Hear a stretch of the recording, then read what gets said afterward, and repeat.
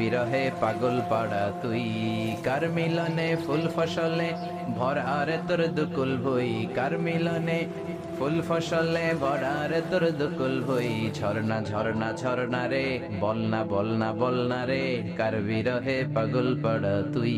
সুবহানাল্লাহ পড়েন।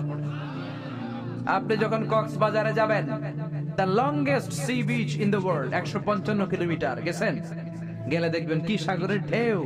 এই সাগরের দিকে তাকালে মনের অজান্তে আপনার মাথায় এটা চলে আসবে যে এই সাগর এমনি এমনি হতে পারে না, এই সাগরের একজন স্রষ্টা আছে রাডাই।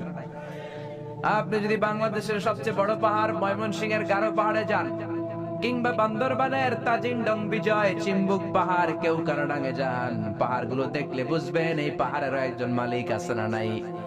আপনি যদি সৌদি আরবের মরুভূমিতে যান, আফ্রিকার সারা মরুভূমির মাঝখানে যেয়ে দাঁড়ান, আপনি বুঝবেন মরুভূমির একজন মালিক আছে রাডাই।